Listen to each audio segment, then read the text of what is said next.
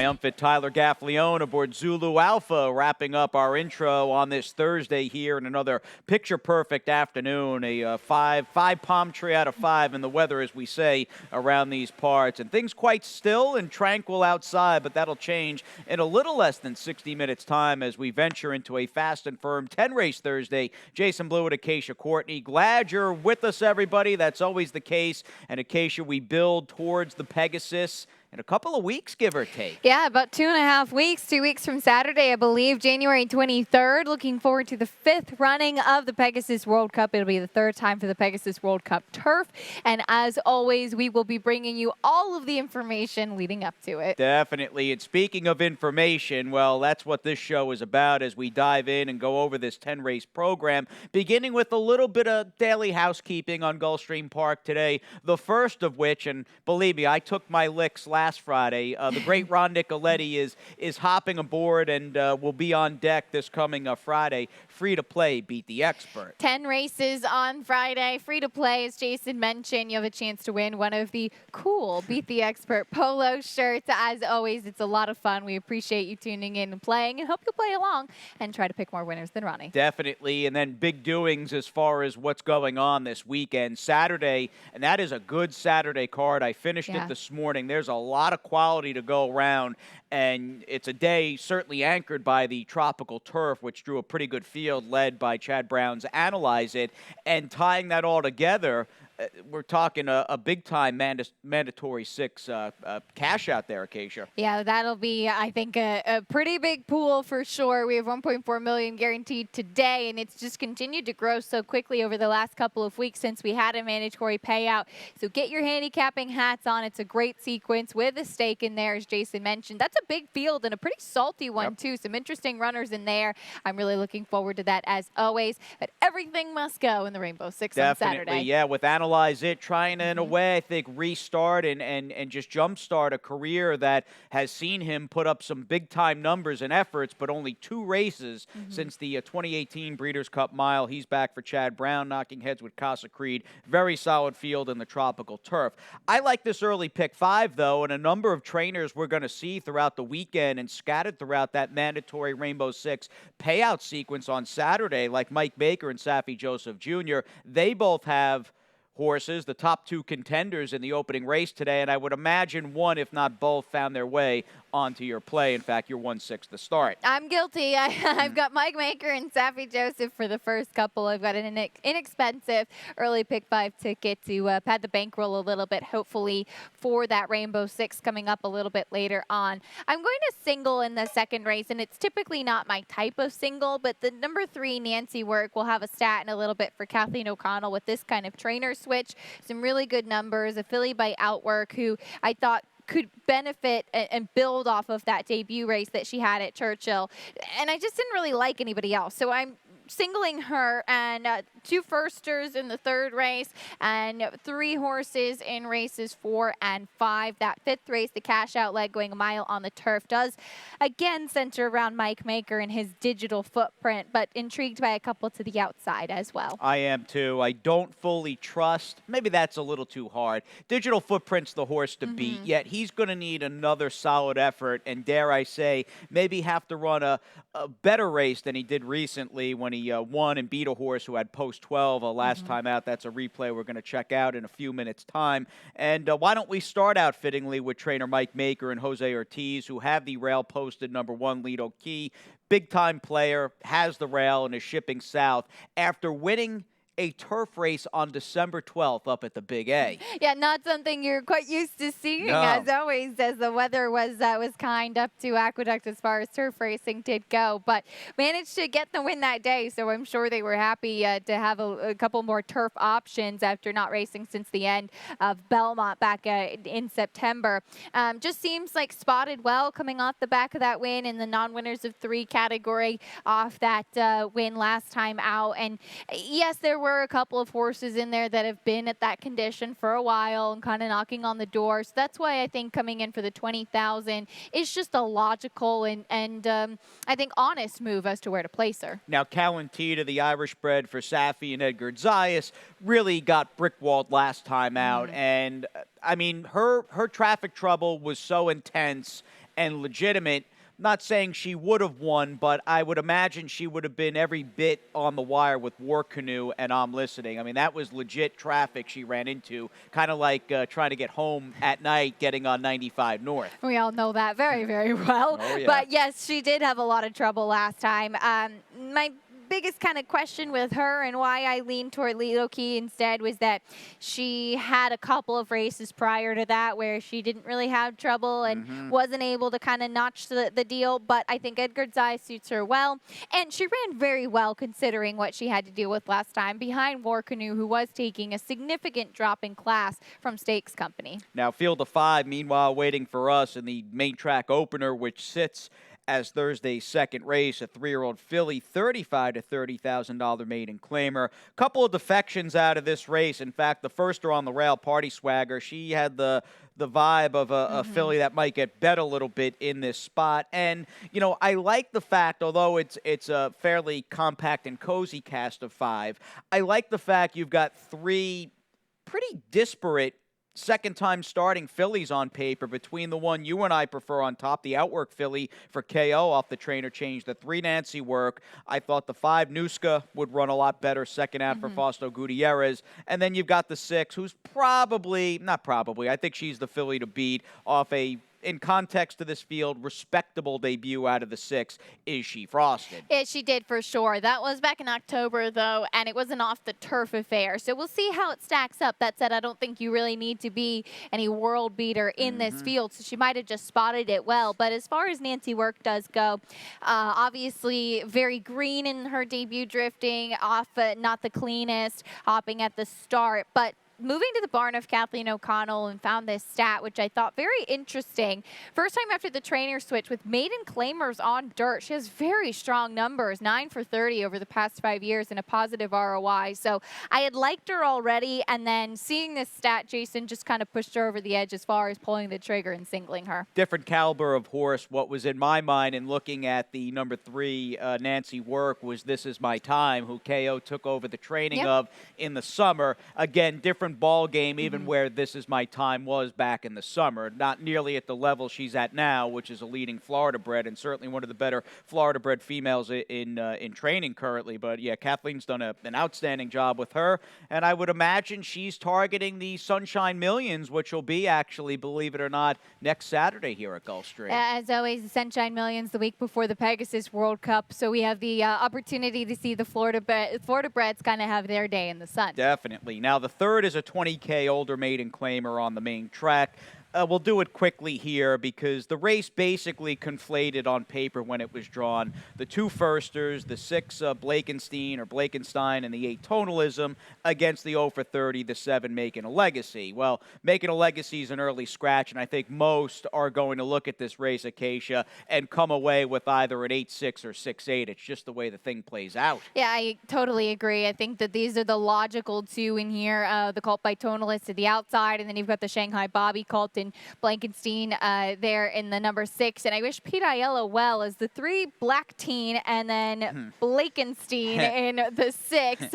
Kept confusing me while I was handicapping. So the odds of these 2 ending up in the same race does not make things always easy, but I'm sure he'll be ready for it. He'll be ready, and let's hope we get those horses hooking up basically off the far turn in a pitched eye-to-eye battle with Safi's Tonalism bearing down on the outside with Edgar Zayas. Race number 4, another dirt sprint. We've got some Florida-bred 3-year-old filly, 35K maiden claimers, and a race more or less dominated by first-time starters. And then you've got a second-time starter in the 4 who we both have somewhere in our supers there, Never My Love. But I looked around, and I wanted a firster, evidently the same horse you wanted. And in looking at this field and the 5 Ideal Breeze, with Miguel Vasquez riding for his guy, Mike Yates. Miguel rides the real first call type horses in this operation. I'm thinking there's a good chance she's just speed and can potentially just break on top and wire the field. Yeah, it's interesting. She comes in with 3 published workouts, but you know that these Cajun Breeze offspring have been at the farm for a while, training, getting ready, and Mike Yates has just had a tremendous amount of success with them. And the way I ended up kind of tackling this race was just going to the barn that really had the best numbers with first-time starters and maiden claiming races, and that was Michael Yates, particularly with offspring of Cajun Breeze at the sprint distances. The other firster is the 2 Bodie's Princess, but again, a barn that you don't expect first time out. And I was a little concerned because there's a strong pedigree on Very this strong, one. yep. Being half to multiple Grade 1 winner Rockfall, who won the Vanderbilt of Osberg, and she's debuting for $35,000. Yeah, Bodie Meister out of a Medaglia d'Oro Dam and Render, who, like you said, has been a prolific producer and has had some quality as far as her output to boot. And yeah, 35K first out, going 6 on the dirt. Those were questions I had in my mind. I still got her rated a little higher than you do, and we'll see if we get some improvement from the 4 Never My Love, who's supposed to run a bit better here. She gets the blinkers and Lasix in her second start for trainer Jane Sibeli as we tackle a 6-race sequence coming up, chasing a lot of money in the Rainbow.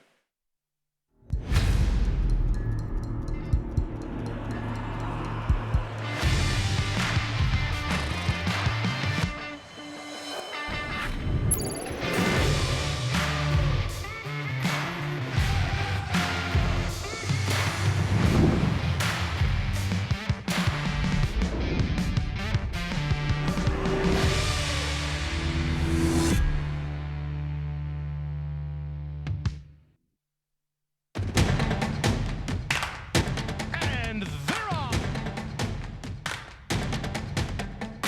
Second in the 2-path. Round off first inside. Race.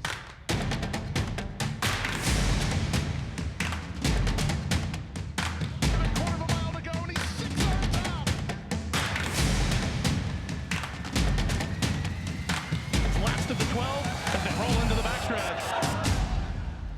About 50 on the clock. How about that live view? Basically, our tower shot at the quarter pole, gazing out at this expansive, real behemoth turf course, and that infield lake, which is just shimmering here in the South Florida sun.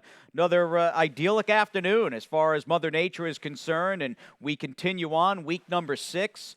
Day number 2 of week number 6. Are you confused yet? Because I am, but welcome back, everybody. Yeah, wait, what? Day number 2, week 6. It's a Thursday, everybody. The weather's great. It's Jason and Acacia, and we're glad you're back with us for Act 2 on Gulfstream Park today. You can see it from the picture outside. We're fast and firm, Acacia, and that's a good thing because not only with the 7-figure rainbow today, we've got some business to take care of in the Stronach 5 tomorrow. Yeah, we do. As always, it paid well last week, and we've got all 3 tracks in the sequence once again this week. It starts off with races 8 and 9 from Laurel Park. We've got Santa Anita in there too, the Great Race Place for their 3rd, and then the last 2 on our card here at Gulfstream to wrap things up, races 9 and 10. So you can keep your focus on each of the tracks as we go through the sequence, but as always, that low 12% takeout makes it a bet you can't miss out on. It definitely does. Now, Mike Maker's horse, Lido Key, still sitting at 2-1 with 47 minutes out to race number 1 on this Thursday card. Mike Maker leads off the discussion as far as the opening leg of today's $1.4 million guaranteed Rainbow 6 is concerned. I'm not sure if you took Digital Footprint. I would imagine, though, if you didn't pick him, he's still on your Rainbow 6 play. I think you have to use him. I did end up kind of begrudgingly picking him on top. I'm wondering what we're going to get from the speed of the 2 horses to the outside, and Calamity Cat, who stretches out, and Cairo Campaign, who has a pedigree to potentially like the turf and will finally get to try it today. 6th race, I'm 3 deep there, as it is races 5 through 10, just 10 races today, not 11. It's races 5 through 10 for the sequence, but in race 6, I'm 3 deep. I do think things center around Black Magic Woman. What are we going to get from her today? today. She's back in the dirt, still searching for a spot for her. I like favorite Sin stretching out 3 deep in the 7th race as well.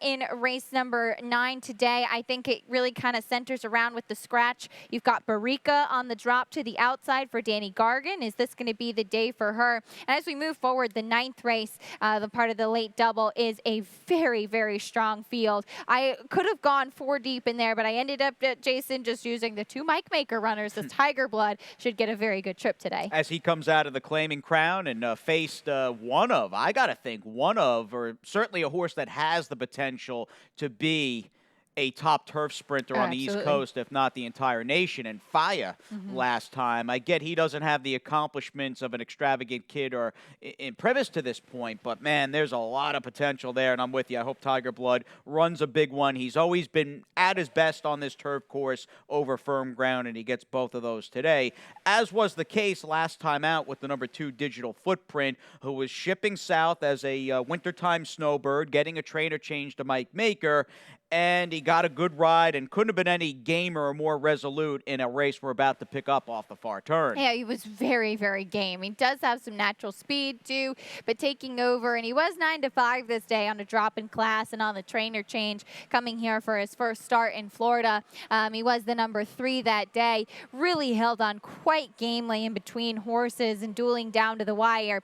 He looked a little leg weary to me, but he hadn't raced since February, so in about 10 months. I'd imagine he's going to be even stronger today. With this barn, you just don't see them really kind of regress off these big efforts as he held off B-Catcher, who really probably was the one to beat that day. Yeah, had post 12, and I remember going on this big dissertation that you don't want B-Catcher here, and he ran big and was probably best, and Digital Footprint beat him by the skin of my teeth in that spot. And no, I respect Maker's horse coming back without a doubt. I've also got interest in the 8 Calamity Cat, who's got some speed, and likely I would think with him, because you've got Acacia, and I'll send it over to you. You've got the 2 stretch out sprinters on the outside. In the case of the 8 Calamity Cat, you would like to think that was more or less just a prep to get him going off the layoff, and then the 9 Cairo Campaign. I'm with you. As he tries to go long, I noticed a full younger brother to Kissing Frogs, who's pretty good on the turf. Yeah, has been good for Bill Mott. And the full brother, as you mentioned, this is a 5-year-old who's only making start 4,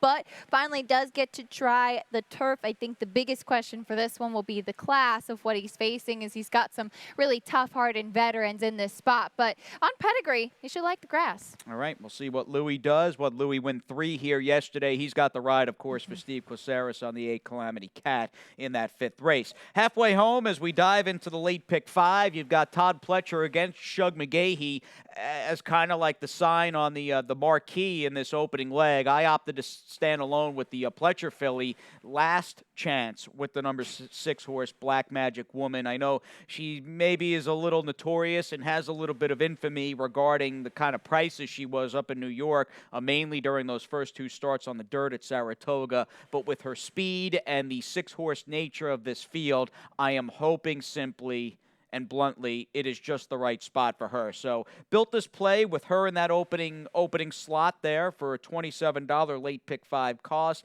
Nothing too goofy or out of the ordinary, although I do think 5-1 shot, the number 1 Real Talk in the 8th, is going to run a big race this afternoon. And it's not so much the trainer change, and I'll expound upon that in a few minutes. It's just, I think, a horse that's got a litany of excuses and legitimate excuses. $27, that's my late pick 5, and let's talk about it, Acacia.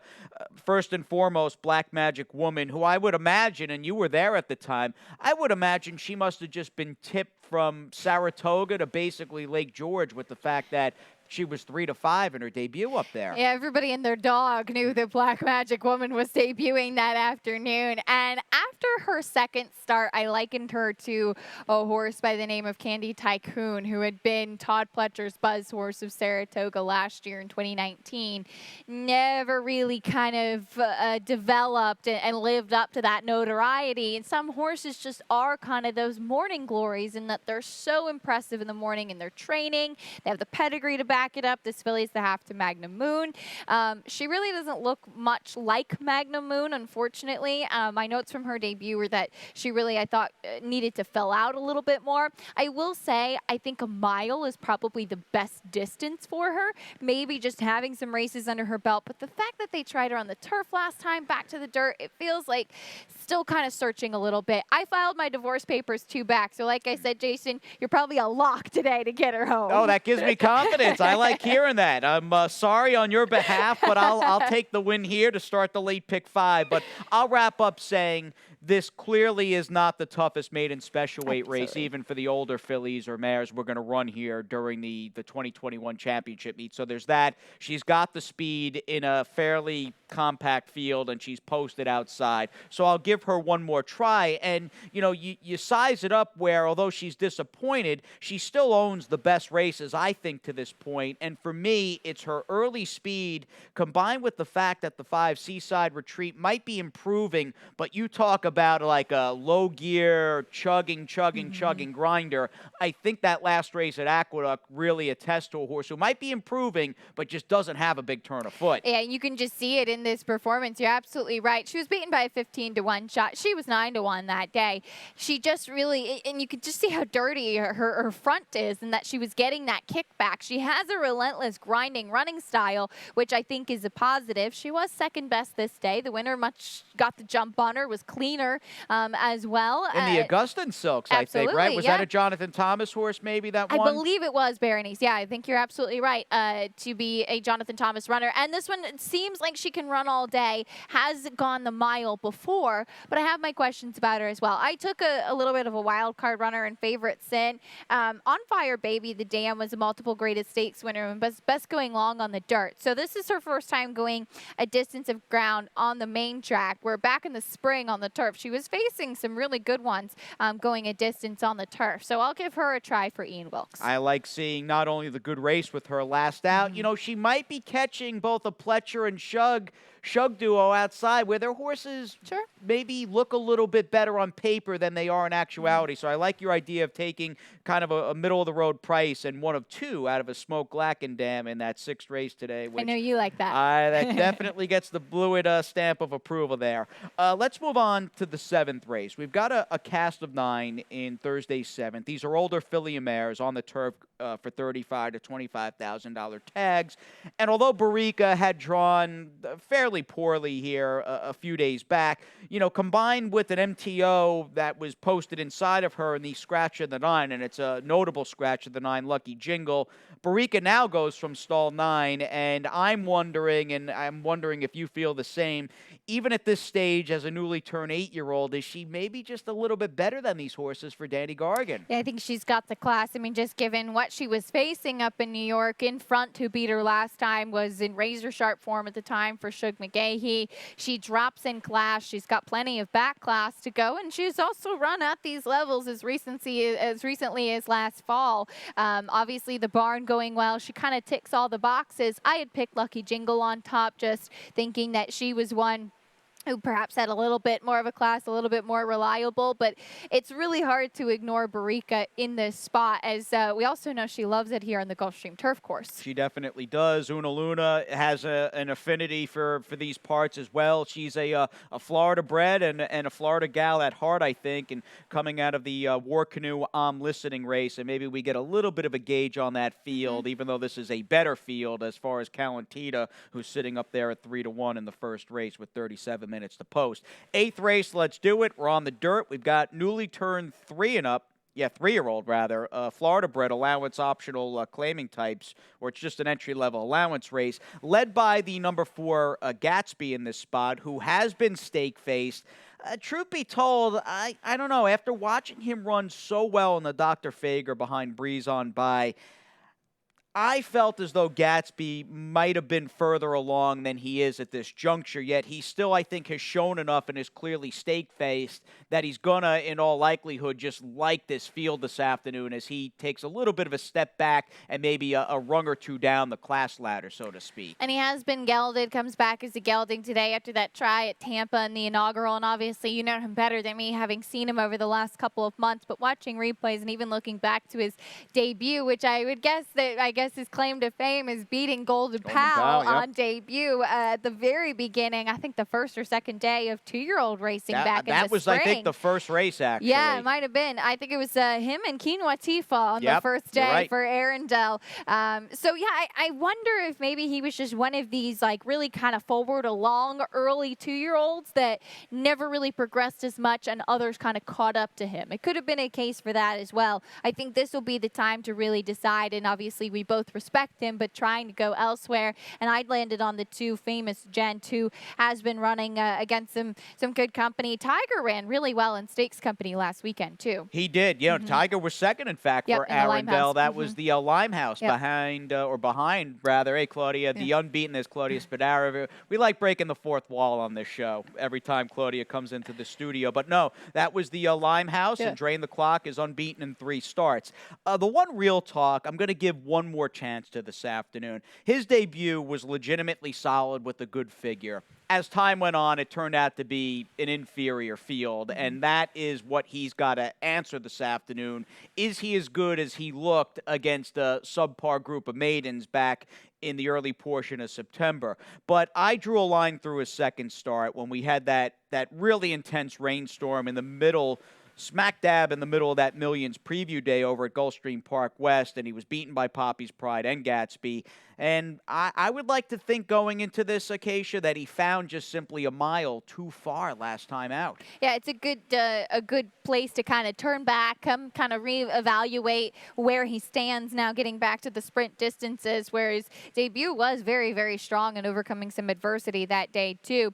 I think that this test is going to be a real question for many as to kind of how they stack up against their fellow competitors in the division, and what do we get from Willie Boy to the outside, who won impressively first time out, but really, it seems moving forward, hasn't beat much. Yeah, that field I thought was soft on the day it was run, and we saw a couple of horses return last week and not run all that well, yet he did win, and maybe he'll improve this afternoon from the outside beneath Corey Lannery. Race number 9, but a good gauge. I think your point is the best point to make about that 8th race. It's just a really good gauge for all those horses collectively to see who sits where. Anyway, the 9th race is our Thursday feature, and it's a pretty salty field, actually. It's a good field. Real nice field, in fact. Quite a bit of speed on paper in this race, and I'm wondering ultimately, does potentially a speed duel, or at least 3-pronged sort of pace picture between the 1 Dugout, the 3 Dare Day, and maybe the 5 Yes I Am Free, does that help a horse like Mike Maker's number 4 Mo Maverick, who hasn't really been a 5/8 turf sprinter throughout his career, but has run some pretty big races, including a W last out? Yeah, his win last time I thought was really nice against New York bred allowance optional claiming company. He was 6-5 that day, and I thought it was a relatively salty field that he beat, too, on the turf at Aqueduct, and very, very game that afternoon as he moves to the barn of Mike Maker here. He is turning back. He hasn't run at the 5 furlongs, I don't think, ever. In fact, he was going longer, showing speed, and he has positional tactical speed in here. I would imagine he'd sit just off the flank of those speed horses that you mentioned. Really gutsy effort to hold on and win going 6. I do feel that the other Mike Maker horse, though, Tiger Blood, could just be primed and ready to roll late with all that speed up front. There's the speed and the fact that I think, not that they aimed too high with him, and they paid a lot clearly, and Maker's a whiz with these older turf horses, and Tiger Blood wouldn't be the first that Maker would potentially bring to the next level off a $62,000 plus claim. But just taking him out of town and catching one rain-softened turf course after another, I just don't think Tiger Blood is at his best on less than firm ground. So the fact that he's home today on a grass course that he's done his best running on, I think is a positive in both departments. Hey, quick pop to the 8 Corky, who I wanted to pull the trigger on in this spot, yet because I liked his last race a lot. I just don't know about that post this afternoon. I wish he had drawn inside like he did against Payne Price. Yeah, and you have to give him a nod beating Payne Price last time, and he hadn't been the most winningest of horses, and then his last 3 races have been really, really strong, and he feels like the kind of horse that just gets in this good groove. I absolutely respect him, and though he's, I think, going to be a part of the pace, I couldn't leave out the number 1 Dugout, who ran very well sprinting on the turf at Arlington, and And last time trying the dirt, this is the full brother to Jean Elizabeth. We know what a wind machine she is on just about any surface you throw at her. And a very good trainer. I mean, Yeah. that's obvious in Larry Ravelli. That guy is just as sharp as it gets and is very good right off the van here on this circuit. Race number 10, we'll wrap things up on the turf. Older filly and mare, 20K maiden claimers in the last race. And let's talk about Pearlescent, because we've got her last race and did get a trouble line, losing to a repeat winner in Camellia Gal. What's the story with her coming back in lifetime start number 5? Well, having dropped to this level last time, as we take a look at that field, it just seems like she's going to be in the right spot again today. She's the number 11, and she's a bit of a price, stuck in behind horses, having to swing out. And what I thought was really good about her, and there was no catching Camellia Gal, Camellia Gal was the number 11 that day. Pearlescent was the number 5. She really just seemed like she was gobbling up ground on the outside. I thought this was one of her best performances, even overcoming adversity. That said, she's got to do it against some, I think, horses who also fit at this level. So maybe she's, quote-unquote, the one to beat off that last effort, but can she even improve on it a little more? Yeah, that's a good question. Can she improve? And we'll see. We'll see how that Camellia Gal race stacks up. Forgetting about Camellia Gal a second, I feel this race is a little deeper than that December 4th race, just because of some of the newer shooters. Mainly, of course, I think the most important in that department happens to be the Ralph Nix layoff horse, who's in from the special weight to maiden 20, who I wound up going to in the 2 Winnipeg Wonder. Do you get some improvement here, or at least a horse that likes 2 turns from the rail in Alluring Rumba? And I see you're towards the outside with the Dom Chatino horse in the 7, Rosie's Invasion, who's back out in distance. You might be onto something. This filly's run okay on the turf. Yeah, I'm hoping that the stretch back out in distance, and I wanted a price. She's been running against New York bred company exclusively, but for maiden 40 up north against some fine fields. And so she, I think, is potentially the main speed in here. We'll see what Winnipeg Wonder does off the layoff, but of course, as we always know, we always talk about off the layoff for the barn, always a bit of a question. So I'm hoping stretching back out, Miguel Vasquez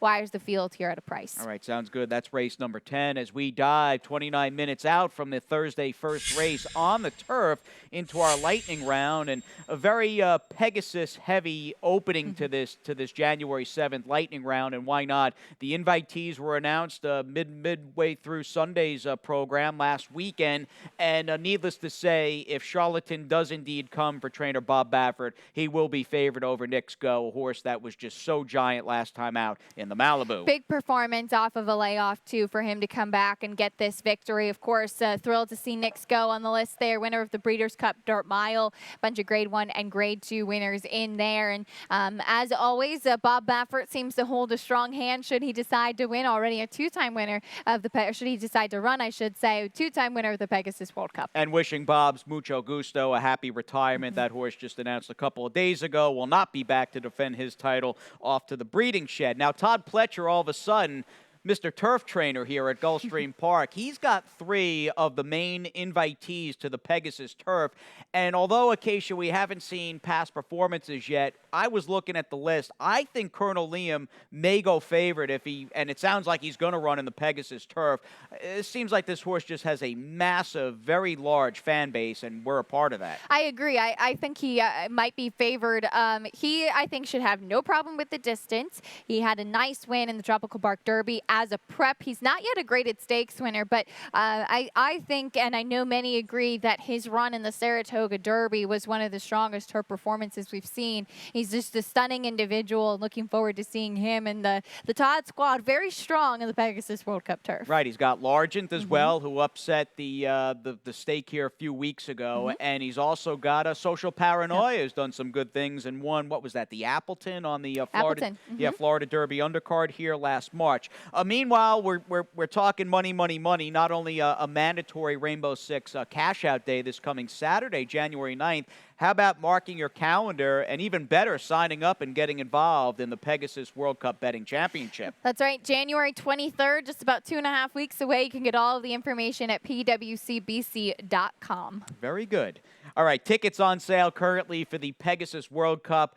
I have people asking me constantly, is Gulfstream open? Is Gulfstream open? And the short answer is no, not to the general public, but that will change on January 23rd. You can not even sign up. Go get your tickets and join us because we miss everybody. We really do. Absolutely. Believe me, we wish you were here too. Yep. Believe me, we absolutely do. Go tell COVID to take a hike, and then we will be happy to welcome you back. But you can go get your tickets on Pegasus World Cup. A limited number of people welcome on track here. Of course, social distancing protocols will be in place, and we'll make sure for a safe and fun event on January 23rd. And all that applies essentially, safe and fun and a good time for the Stronach 5 tomorrow afternoon with that 12% takeout. That's right. All three of the tracks in play, Laurel, Santa Anita, and Gulfstream Park, starts just a little bit before 4 o'clock. Don't miss out. As always, that low takeout brings big rewards. And we're wishing Azari the best of luck and a happy retirement, is now a pension broodmare in Japan. That was a name, an Azari, a filly, and here she is, in fact, winning the 2002 Breeders' Cup Distaff, and she would go on to be named Horse of the Year, that Breeders' Cup at Arlington Park. Hadn't thought about her in a long time, Acacia, but she was a great horse and kind of, in a way, ushered in the dominance of the female racehorse throughout the 2000s. Yeah, I think throughout the last couple of years, we've just really seen some tremendous race mares and been treated to watching them on the racetrack, and she was a good producer. I saw that all 9 of her foals were winners, and I love seeing too that at the Northern Horse Park in Japan, she's now going to be a lead horse in teaching the next generation. How cool is that? Yeah, that's awesome. We love Azari, glad she's doing well and having a great life.